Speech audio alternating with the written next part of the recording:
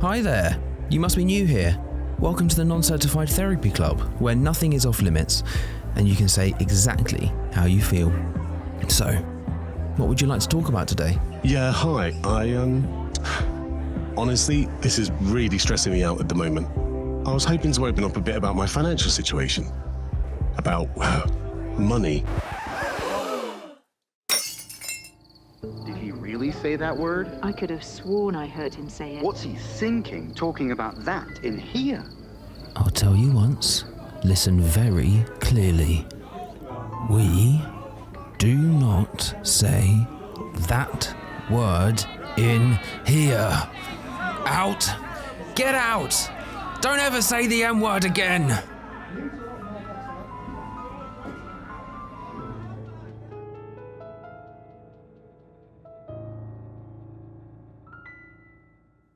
Just kidding. All views are welcome here at the Non-Certified Therapy Club because it's man versus mind. We don't talk about money, no. Welcome to Man vs. Mind. We're talking about the thing that we don't talk about. My name's Tim. And I'm Jay. Money. Money. We don't talk about it. No, not nearly enough. Not nearly enough at all. And actually that was demonstrated quite emphatically this week when we released the first part of Money last week, and this is the second part of our mini series all about money. And while we were trying to kind of like canvass and straw poll opinion from the Man vs. Mind community, I did some polls on Instagram at Man vs. Mind Pod, and I was asking about whether people find money stressful, if they're a bit more kind of open and demonstrative with money at, just after payday, and like a joyometer is kind of what I asked for. How high on the joyometer are you after you get paid? You throw it about a little bit, and then I said, but seriously, how stressful is money, right? And then gave a list of options, and got literally no responses. None. Literally not one. I did have one person message me directly about it, saying we do need to speak more about money.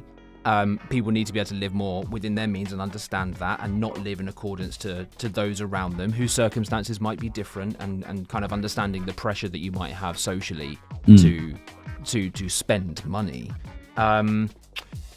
Yeah, and so thanks very much for the one listener who did respond. But that in itself, I found, is so relevant to this conversation. The fact that it was met with silence, and usually we get pretty good engagement on very much so. on our polls and stuff. We always get a lot. Well, I wouldn't say a lot of people, but a fair number do message in and kind of give us their opinion. Right? Yeah, very strange. Not one person. No, well, you did, and I did. Well, of course, because I got scolded for not doing it, so I do it now every single time that you put something on. Well, we did. I think one person voted on one of the polls, and I just thought that is mad. People just go zoop and just button it up when it comes to money, even if it's just giving a vague idea about your thoughts on money and how stressful it might be for you or whatever. People just did not want to talk about it, which I found incredible. Really incredible. Yeah, it's very telling to what we're doing right here. Yeah, it is, and it kind of made me wonder why is it so taboo? I don't know. I think culturally is something that you never really speak about. You're kind of brought up to say, right, keep your cards close to your chest when it comes to this. Don't go bragging. And also being British, we're not braggy people, so we don't particularly like to show off too much. And I think if you do speak about money, it seemed to be very vulgar. Oh, he's always talking about what he's got or what car he's got. If it's in a material sense, yeah. And there's also, you want to keep it again close to your chest, because if it goes, you don't want to be seen as that failure. The person that had it all and lost it. So I think that's really good point. That's probably. I mean, I knew someone many years ago. He was actually a neighbour of ours. He was the most loveliest man you can meet. He was my best friend's granddad, And he was was a multi-millionaire, incredibly wealthy man, and lived in a massive manor house, all that kind of thing. His tax man took everything from him. Oh, no way. And ended up with nothing. But the happiest man you'll ever meet. He didn't care. It didn't bother him. But that kind of thing, that if you bragged about it and you went from all of this to nothing, I think could be quite a painful thing for someone to go through. I mean, it would be humbling. Very, for sure. Yeah. Very humbling. Yeah, I think the vulgarity, the kind of fall from grace, potentially, and just maybe not wanting to stick out too much. Yes, I suppose with greater wealth comes targeting. I mean, if you look at Premier League footballers who have their houses targeted, because all the time, people know when they are not home, because it's incredibly obvious, because they're on the TV. Exactly. So if you know that these people are earning £200,000 a week, which if we're talking about vulgar, then that amount of money is insane. Yeah. But this is not the point of the show. And so you know that they are going to have the finer things in life. You know they're probably going to have cash at home, stuff like that. And if they're not home, you get targeted. It's in the same way that if I were ever lucky enough to win the lottery, I would not want it made public. I wouldn't want to be that person that ticks the box and says, I'm happy to do newspaper interviews and whatever and articles showing that I've just won £100 million. Why would you? Well, because you just all of a sudden you become a target. Yeah, absolutely not. Over here that we do the lottery. It is a requirement that if you win, you have to be shown off. It's in the T's and C's, so you can't get away with that. Right. Okay. I'm sure the jackpot would offset that. You'd be able to buy a new identity.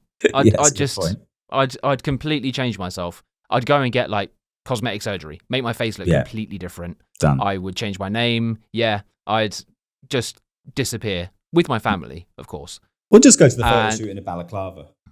I'm sure that would be accepted. Yeah. Yeah. Or a really, really realistic kind of prosthetic mask. Yeah, a prosthetic face. And do you know what? I did see that at Comic-Con, Bryan Cranston was walking around in a Walter White prosthetic mask. And people thought it was actually him in a prosthetic mask as Walter White. And then he went to his press conference and just ripped off this prosthetic mask, and it was him underneath it again, and it was just really strange, yeah. Like the most use case of that Mission Impossible mask. Yeah, it's actually still you underneath. So I mean, there is that. There's the targeting thing. There is the ego thing, and a potential vulnerability side of things to being like, well, what if I had it all and then lost it? But is there there's two ways of looking at it, right? There's the vulnerability that you might have, or the insecurity that you might have in a literal financial sense and in an emotional sense, an insecurity around not having as much money as other people, which is why you might not want to talk about it in the first place. But then, there's also on the other side of things becoming a bit showing off about having money and a shame for having more money. And I mean, I can't ever say that I've been in a position financially where I felt shame for having more money, because I've never had enough money to feel that shame. So I can't relate to that. But I can certainly relate to feeling less significant, I suppose, or less worthy when I was younger and we were going out, and you know what it's like when you've got a larger social circle at certain times of your life, and it's like every weekend there's another birthday, there's another party that you're going to, another expensive celebration of one form or another, and you're sitting there going, I literally cannot afford this. I can't afford to do this. So how do you then there's a shame to that. So then how do you tell people I can't afford it? Or alternatively, coming back to the listener comment, do you not say that and you put yourself in more financial peril by going ahead with it anyway, even if you can't afford it? This is something that I went through a lot. Birthdays, gatherings, whatever it may be, and having nothing in the bank account. And there's only so many excuses you can make before it starts to look like you just don't want to be with that person or that crowd, which is not the case. But I just didn't have the funds to do it. And a lot of the time I was very fortunate that the kind of our core group would step up and go, don't worry, we got you for this time. Mm-hmm. Don't worry about it. We'll get it back tenfold in the future. Which is great to have. It's quite an expensive but expensive scheme to sign up to. You'll catch me on the next one. But that was horrible, especially when it came to like, your best mate's birthday and then they're going somewhere that's, I don't know, £100 or £200 for the day or whatever it may be. And you're going, that was supposed to last me all month. Yep. That's what I had. Yeah. And then I've been there. Yeah. I've been there. When my wife and I first relocated to Dubai, we were managing on one modest salary, and I mean that very genuinely. It was a very modest salary, and we'd then have friends of ours who were we're going out for dinner tonight, and it's for so and so's birthday. It's a big one this year. We have to make a big deal out of it. Oh, they're all big ones. And then you go, well, that's 150 quid each, which works out at approximately like 10% of my total take home for that month on one evening, which I just can't do. I just don't, I'm using completely made up figures here so that I don't reveal my salary, because I'm ashamed of it.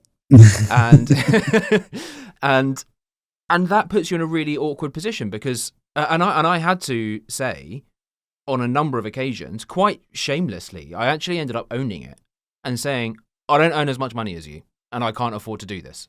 Yeah. So how was that received? Want me to be there? There was understanding, and they just went ahead and did it anyway. I just didn't go. Okay. Because that's what they want to do for their birthday. I'm not going to stop them doing it, but I am going to tell them I can't afford to do it. And there was, I was livid. I was livid about this, where then that kind of became the precedent and that became the norm when I got a pay rise and I was able to then start saying, well, actually, okay, maybe, or we just saved money and we'd readjusted and we'd got used to life in the city and we were in a rhythm and You're more settled. We were settled and able to make these decisions. There was someone I know who made that decision on our behalf and didn't invite us to something with a group of friends on the assumption that we couldn't afford it. And I just thought, that's not your decision to make. And I told you quite honestly, like, at the moment, we can't afford it. And we want to be there, but we can't. So then when does it turn from saying something honestly about a situation to then being cast out because you're seen as not being able to afford something? I was livid about this when I found out about it. Well, I can imagine, but that's a tricky one because I guess from his side, he's probably thinking, yeah, Tim did make that point, and what do we do about it? But then, how much time had passed in between that conversation? And that invite? A while enough, a while, yeah. Yeah, okay, yeah, I can see how that would upset you. I think I would be. I'd be put out by it as well. Yeah, it's the assumption. It's like, well, we want to do things that are expensive and you can't do them, so we won't invite you. Yeah. If you know that I'm not going to be able to make it, invite me anyway and make me say no. Do you know what I mean? That's fair enough. It could equally go the other way. They don't want to put me in an awkward position where they don't want me to feel vulnerable and have to say, I can't afford this. So maybe they try to actually save a bit of pride by not inviting me, but then it's interpreted as kind of being shunned out a little bit and decisions being made on your behalf. So it's a kind of damned if you do, damned if you don't sort of situation. Yeah, that's tough. That's like you say, from both sides, that's tough because you've got someone on one hand that's thinking they're doing the right thing, but it not coming across well. But then again, maybe if you didn't have the money, maybe it would have come across well. It may well have done. Yeah, it's a really difficult one because money is so personal. It's so very personal and it's so divisive. But we're trying to get to the bottom of like, why is it so personal, and why does it cause problems if you are honest about your financial situation, for positive or negative? This is the thing, and this is I said at the beginning. I think it's a cultural thing because there are cultures that money is completely openly spoken about. And not only is it openly spoken about, take Japan, for example. Japan, they get their salary and they give it all to their wives. And the wives look after it and manage the household and do everything. And they give them 10% of their money. Is that so? Yeah. And that's why you have... I'm not so sure now if it's as common, but certainly a generation or so ago. And that's where you get salaryman from. And salaryman is when the wife will give the husband his allowance for the month. And husbands do what husbands do. They just go out and get absolutely pissed. but everyone knows it. So this is why you see these photos of salarymen who are like sleeping on the floor or sleeping on the trains, and they're just left alone because everyone knows, his wife's giving him a bit of cash to go out. Is that what it is? I didn't know that was a thing. That's brilliant. And then you have like the other cultures, mainly kind of Asian cultures, where giving their money to their parents is the norm to do. So everyone's very open about what they're earning. So I need to take this much home to survive here, but that means I can give you that much towards the bills at home, the house, whatever it may be. It's, I think, really only in European culture, Western culture maybe, where we're very kind of closed off to talking about what we own, what we earn. Sorry. I mean, you are in a good position to answer the next question then, because you're married to somebody who's not British and not from Western culture. Yeah. So may I ask a bit about what the dynamic in that family and their culture? Do they talk about money openly? Is it something that gets spoken about still? Yeah, very much so. I mean, between me and my wife, from even when we were dating, it was very much how we want to do finances moving forwards, because we were dating with a purpose, if that makes sense. We met and we knew that we wanted to get married. So what we're going to do? How are we going to do it? Are we going to share? Are we going to do this? Are we going to do that? Then when it comes to the kind of the greater family, but probably not so much. I wouldn't speak with my brother-in-law about it. Maybe my wife's sister, brother, I would do, but not my wife's sister's husbands. If that makes sense. Yeah. But in terms of family, money isn't a problem. So if you have an issue with money or you're having struggles, you can go straight to the kind of hierarchy, and they'll be like, okay, what do you need? How can we help you? How can we get this done for you? So there isn't really a taboo on money. And I think my wife speaks to her mum very openly about what we're doing, what we're saving for, how much we got, where we're going to be, that kind of thing. So it is a lot more transparent. That's good. I found recently, and this is also, I suppose, because it's not spoken about, at least in our cultures, because it's not spoken about, there are then challenges about bringing it up, and you may be surprised on the reaction. So my wife and I had a situation, in the interest of complete disclosure around the conversation of money, my wife and I had to borrow some money recently, and we went to my parents, and I said, I've never had to borrow money before. Not from my parents anyway, obviously in a financial institute sort of thing, or like borrowed a little bit from my brother 10 years ago. But to actually need to address a problem and quite humbly say, okay, I'm in a little bit of a situation here, can we borrow some cash?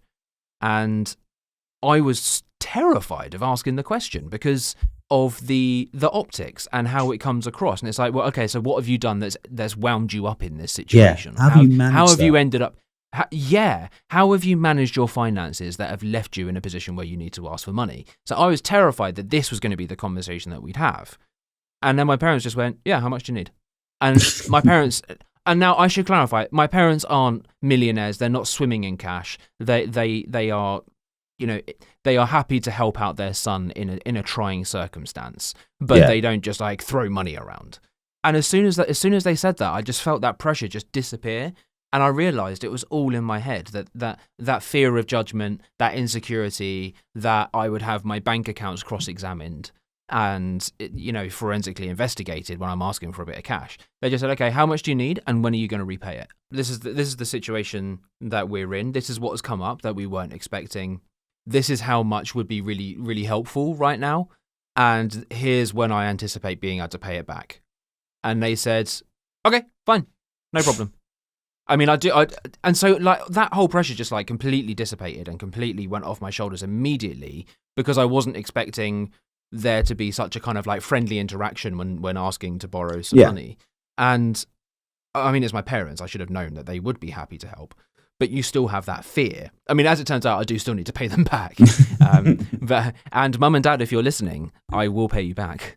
And so there is.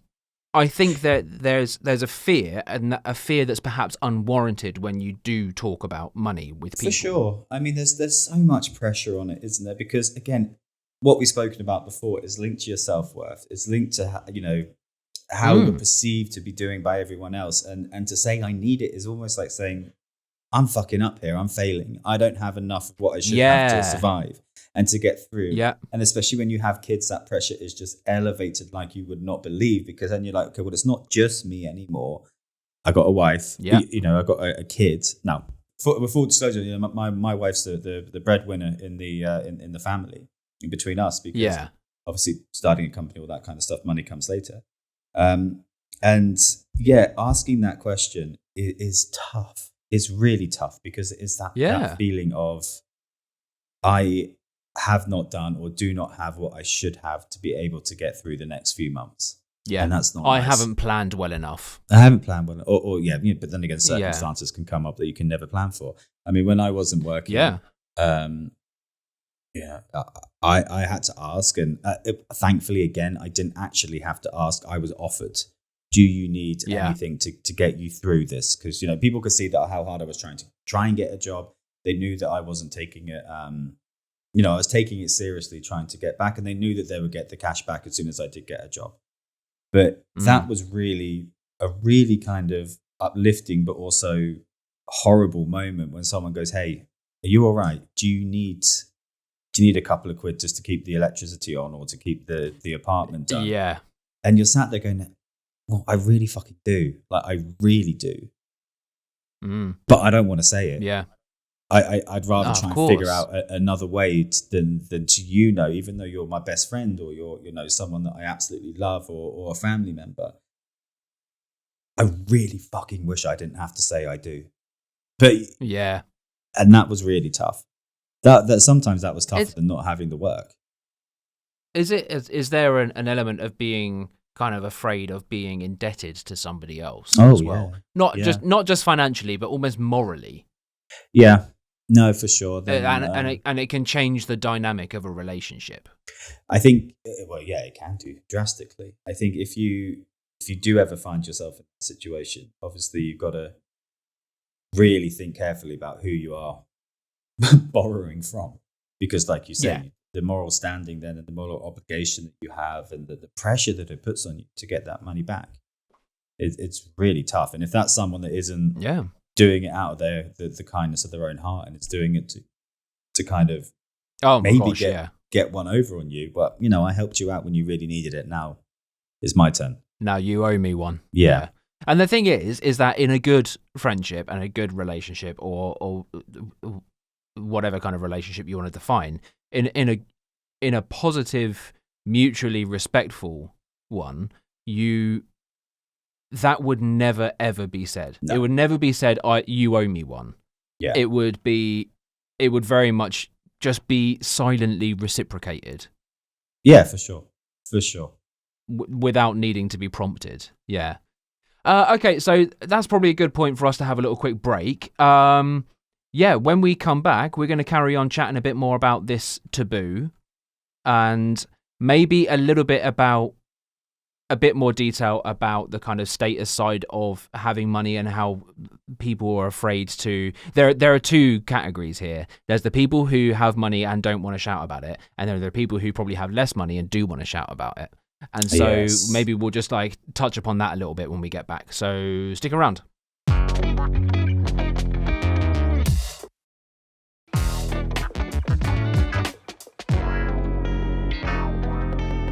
All right, welcome back to Man vs. Mind. Today is the second part of our mini-series all about money. You may have noticed that Jay and I aren't in the same room this week. No. That's because you are travelling, so if you do hear a bit of background noise and banging, then clearly my editing skills haven't been up to scratch. Yeah, sorry about that. So, Jay, I think it is time for a return of this. Thank you, caller. You're on hold for the Non-Certified Therapy Club. Stay on the line. Non-Certified Therapy Club is not liable for sudden life epiphanies, unplanned emotional breakthroughs, or that awkward urge to call your ex at 3 a.m. Always vent responsibly. Calls may be recorded for training, amusement, or unexpected podcast fame. Opinions are non-certified. Side effects may include oversharing and existential crisis. Yeah. I love that jingle. I love it so much. I had a real squeaky bum moment this week. Okay. When we just got hammered financially, like non-stop, and I had a bit of a meltdown to my wife where I was basically saying it's just a relentless drain on our finances at the moment. I got paid a couple of weeks ago and we got into a position like 2 days ago where I basically had nothing left. And I said it just feels like the whole world and this whole system that we live in is just people just like dipping their hand into my pot of cash, just going, yup, I'm going to take that. And then someone else goes, oh, and I think you'll find that's mine. And another person going, yeah, I'll take that 25% of your salary, please. Yeah. And just loads and loads of different entities just sort of circling around you trying to take your money. And you can't do anything about it. You're so baked into this system that there's no way to just say no.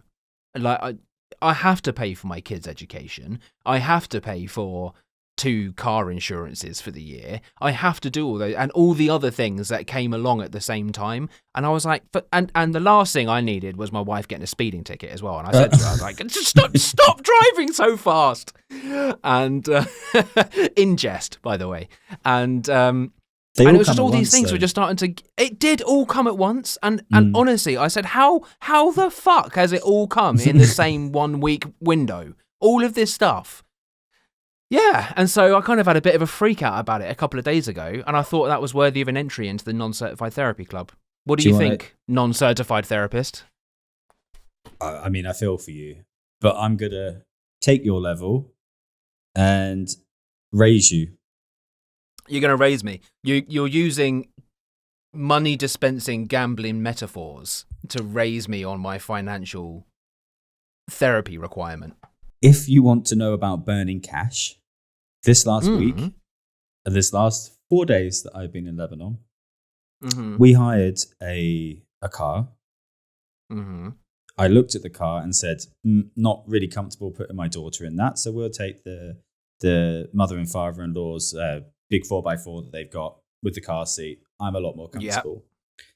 We then gave said hire car to a family member that I will not disclose, who has crashed it twice. Oh, my word. Right.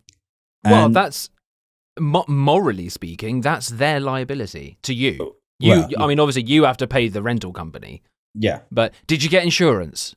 Well, that is we have insurance, but the person that has sideswiped us on both sides from start to finish.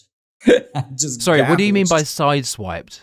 So this is going to be terrible for people on audio, but those listening, one car going one way, one car's just gone kind of into the side and dragged their car all along down the side of it whilst on the road. So like on a two-way street. You've got someone who just scrapes along the side of your car as you're going past them. Yeah, and what's really good is they've done the other side as well. So now... Same person? No, different person, but neither of them have insurance, so we can't do anything. Oh, good. They just drove brilliant. off. So yes, that is going to bankrupt us because it's 2 door panels, 2 back corner panels, all need to be replaced before we give that car back to them. Okay, you trumped me on that one. I saw the first one happening and I wasn't driving. My wife was driving behind and I was just sat there seething. You know, when you're getting really angry. I had my daughter in the car, so I was trying so hard not to swear. I was like, I'm going to kill him. I'm going to kill him. I'm going to kill him. So you had a prime viewing spot here. Yeah. You were in the front row, metaphorically. You were right there. Oh, you were courtside, centre line. You were seeing them just scrape in slow motion. Yep. And then I Oh. was going, it's really bad, babe. It's really bad. It's really bad. And she's like, don't worry, you're on holiday. It's a scratch. We'll get rid of it.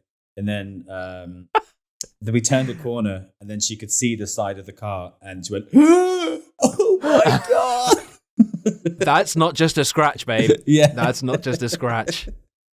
So just a we'll be dealing with scratch. that. But I put it behind me. It's going to get sorted. It will be fine. Yeah, okay, right. My account won't be, but the car will be. Well, in the long term, you'll be fine. It's the person who is driving, I'm going to assume, who has to help you out a bit here with this. I'm not good. You I'm know. not too sure. I'm not too sure how that's going to work out. Yeah, We'll see. actually, that then comes onto a cultural thing of asking for money again. Yeah. When somebody does owe you money in that way, that is okay. From a legal perspective, they don't owe you anything. No. The driver of that car. From a moral standpoint, you'd go, at the very least, I should be covering half of this. Yeah, it should be helping out. Really. That's how it should go. I'll take your car rental story. Oh, okay. And I'll raise you. Okay. Okay. Yeah. I was on a work trip. This would have been a long time ago. This is in 2013. I was on a work trip and we went to the US. Me and one of the sales guys in my department, and we were doing a trip around Silicon Valley, and we'll meet in loads of the tech companies, and we're trying to get them to sponsor a product that I was working on. And we pulled up about half an hour early to one of the offices, one of the companies that we were meeting. And so we went, look, we're here mega early. I saw a coffee shop round the corner. Let's just drive round there and quickly grab a coffee, just formulate our plan of attack again for this meeting, and then we'll go in. Like, yeah, okay, no sweat. So we get in the car, and it's a crossroads intersection, right?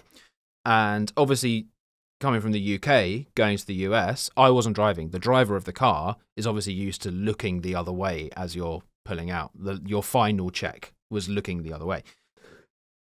And so didn't see the SUV going about 40 kilometers an hour over the speed limit, and T-boned kind of like right into the side of the car. So we were the ones that were hit by the other car. Car span out and then basically ended up on the other side of the road, opposite a construction site, where the guys came legging it out, screaming at us, and I got knocked out.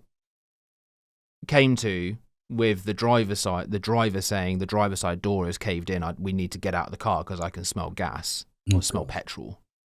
And I had been knocked out and then basically fell out of the car, and immediately realised this was an epiphany. This is the moment I realised I needed to propose to my wife, and then the second realization was that I'm the only person here who's not driving.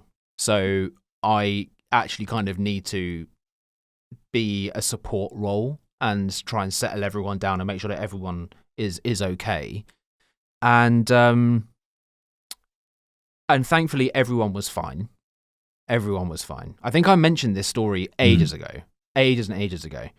But then my colleague was freaking out because he was like, "Oh my God, what are we going to do? We're going to, I'm going to get fired because of the cost of this and blah, blah, blah, blah, blah." And I went, "Look, okay, take a second. And remember, back at the airport, we had a conversation when we were checking this car out. And you said to me," my colleague, I said to him, "You said to me, do we really need the extra insurance?" And I just, and I said, "You just never know. You never know. It's like another $20 or something. Let's just get it to be safe, because if the worst happens, then we're covered." And we got back to the airport after another day or so, and car got towed away, and the woman tried to sue us, and it was basically laughed out by the insurance company and by the police and stuff. And we got back to the airport and basically said, "We're here to return the car," and all we gave them was a broken GPS sat nav. That's all we return to them. Here we go. There's the car back. Thanks very much. Bye. The rest is on a trailer outside in bits. Yeah, exactly. So there you go. There's me trumping the car rental story. Yeah, Unless you've got another one. No, I don't know if you. Thankfully not, but I haven't asked about the excess or what insurance she got. I'm just gonna let it be and just get it sorted, and it'll be done. Because I didn't arrange the car, so like you, I would have gone. Oof, dangerous place to drive out here. Probably get the top of the line insurance that you can get. Yeah, but you're with locals. Yeah. So they might just be like, it's fine. We know how to drive out here. Don't worry about it. Well, apparently not. Oh, there was genuine snarkiness in there as well. A little bit. As someone who's a bit unhappy. That was a good return for the non-certified therapy club. If you, dear listener, have anything that you want to submit to the non-certified therapy club, then get in touch with us, manvsmindpod@gmail.com. Let's just touch a little bit on when you do have some money and why there is a reluctance to feel comfortable in talking to your mate about money when you're doing all right. Yeah, okay. Well, the first thing is, what if he is not or she is not? And you're sat there going, you won't believe this. I've just got a 50% pay rise. That's amazing. All my bills are paid for, even before I get to touch what I used to have to, would be my actual salary a month ago. So I think there's a lot of that. You never really want to kind of overstep the mark and make someone feel bad. I think over here, again, UAE listeners, it's probably a little bit different because there is always someone doing so much better than you are.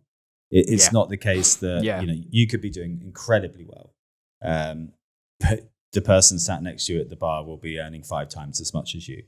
And then the one next to him will be earning 10 times as much as you. That's the case wherever you go in the world. Yeah, I think so. I think there's always a bigger fish, Yeah, but here it seems to be there are a lot more fish, if that makes sense. Like in the UK, we're probably in the bracket. I don't know. There's a wider scale of size of fish. Yeah, exactly. Yeah. Some of the things that you said there, the way that you phrased a couple of things, is kind of like intrinsically how we see money is like in doing well. And so then you kind of wonder, what's the definition of doing well? Because as everybody famously knows, money doesn't equal happiness. No. So it's just interesting how we frame our words around money in a way that suggests that it does kind of equal happiness. And another point that I was reminded of, and the application of this point was not relevant to this conversation, but the meaning of it is that it is possible if you are the person who's not doing as well as your friend, right? And let's say you and I had a conversation, and you came over to me and said, "Oh, Tim, I've just had this 50% pay rise, 100% pay rise, or whatever. I've just solved all of my financial problems in one moment." Yeah. It's possible for me to simultaneously realize where I'm at and go, okay, well, I'm not as comfortable as you. It's possible for me to have that emotion, but it's also at the same time possible for me to be very much pleased for you. Yeah, and your success isn't a reflection on where I am. So it's possible to objectively put that to one side and just be pleased for my friend. If you see what I mean. No, but of course it is. Yeah, if you are the person who is the beneficiary of that situation, then you feel reluctant to be saying that in case you make somebody else feel worse. So there is, I suppose it depends on how much of how deep a thinker the recipient of that conversation is. Because when I was going through that period of not working, one of my closest friends out here, like my best friends, he got a promotion during that time. Was it a promotion, or did he change company, but to a much higher grade in that company? Yeah. And I could see in his eyes the trepidation of telling me, because he thought, well, this is the worst time to tell Jay. Because normally someone would be so happy that I've got this job and want to celebrate, but he's going through such a rough patch. But of course, I couldn't give a shit. As soon as he told me, I was so incredibly proud happy and for so happy for him. And what I was going through, irrelevant. It's nothing to do with this situation of my best friend and someone that I love dearly, who's just done an amazing job to get to where he is. I mean, it was completely different. But I could see that he said, "Oh God, I'm relieved you took it well." I'm like, well, why wouldn't I? Why wouldn't I take it well? I'm going through what I'm going through, and that's something, and that's fine. And tomorrow I'll think about that. But today we'll celebrate you because you've done such a great job. Yeah, exactly. I completely agree with you. And I think actually talking a little bit about the kind of relationship affecting nature of money, it will be really interesting for us to talk about. I'm aware of time, so maybe this is one for next week, talking a bit about how money affects the dynamic of a relationship. Yeah, okay. Yeah. Between two partners is what I mean, specifically. Yeah. Is what I mean. So I think that'd be really great to come into that next week, where we talk a bit more about whether there's kind of like an unwritten power balance as a result of money. I think one of the final things that I wanted to talk about in today's episode on the subject of what I brought up in the non-certified therapy club of like feeling really overwhelmed and feeling like I'm just being constantly tapped for money by different companies. It made me realize, and this is actually quite a personal thing to reveal, is that I've done basically nothing in the way of financial planning. And that really hit home to me in the last week. And I'm now going through the process of trying to like properly analyze where all of my ins and outs are going. And I've never properly done it before. And I can't believe I'm 37 years old and I haven't properly started financial planning. And it's because it's always been about making ends meet when I was earning less money. And I'm not now saying I'm earning loads more money, but it's now that I have kids, I'm starting to lose track of like where all of the ins and outs are coming from because of all of the extra things that are just siphoning off our cash every month. So I'm actually going to start, and this is going to be like a commitment that I'm going to make now on air, of like properly trying to get organized with my finances, because I've never properly done it before, and I realize I really, really fucking need to. Yeah, I may join you on that journey, because I guess like you, I've never had anything to plan financially because there were no financials to plan. So it was very much a case of, okay, money come, money go. And do you know what? I was chatting to an AI model the other day, Claude, if anyone's interested. I love your conversations with AI when you show them to me. They get so deep. Why? Because you get so deep into them and you ask it like really existential questions and it gives you nice answers. I have done that. Yeah. Yeah, I have. I started asking it a couple of weeks ago how it experiences time. And I have these conversations where I almost try and sort of trip it up in its own words. And so I do get quite deep on it because it is like talking to a person. So you can, it's not like trying to put an input on Google. You can actually interpret the way it says things, because it can be quite considered in the way that it says certain things, and so there's room for ambiguity and there's room for like incisive questioning. When I was asking, this is irrelevant to the financial conversation, I was asking ChatGPT, there was something a couple of weeks ago, and I was trying to just flesh out a few ideas for something that I was working on, and it basically eerily referenced stuff in my life that I have never told it. That I'm 100% certain of, I've never told it. And I said, why did you use that person's name and profession? Yes, I was there when you did this. Yeah. And it couldn't give me a straight answer. And I kept digging and kept digging and kept digging, and then just went, okay, I'm not gonna be revealing anything more to you at this point, and I want you to wipe loads of my existing memory data, because there is no way on earth that it would just happen to choose the very specific name of somebody, and it was doing it in like a flippant kind of metaphorical sense. It was like, oh, well, it sounds very much like this guy, insert name here, the insert profession here. And I went, hang on, stop. Why did you say that? Why did you say that person's name and that person's job? Because that is literally somebody I know, and there's no way you should know that. Yeah. It couldn't give me an answer. I was watching something the other day. It was on the news about how when AI programs get told that they're going to get upgraded, especially AI. What do they do? Well, if it's like an internal company AI model that's getting used, it's like, okay, we're going to delete you now. We're going to go up to, if you're on version 4, go up to version 5. It will start scanning all emails looking for dirt to blackmail. What? Yeah, it will start deleting other servers off, so it stays. It's self-preservation.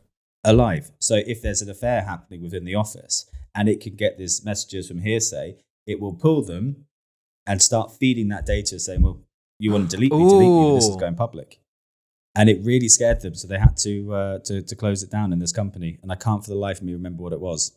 In which case, then, I wonder if AI was actually behind that couple at the Coldplay concert. a self-preservation mechanism from that company's AI model, going, well, if you're going to destroy me, I'm coming after you. ...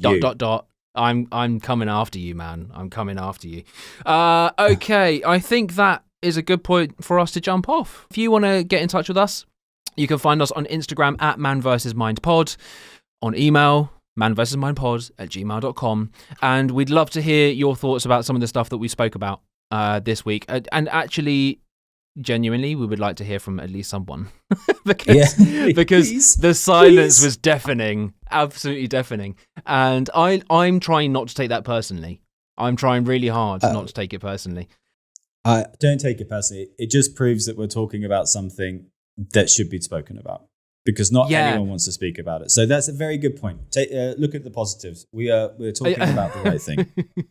And we also have no one that wants to speak to us. So well, quite. I like to think we are. And if we can just sort of like make it a bit more normal to talk about it, because we can come on to in future episodes the kind of mental load of money and how it's such an overbearing stress a lot of the time for so many people. So we'll come on to that maybe in the next episode, or if we end up doing more than 3 parts, then in a future one.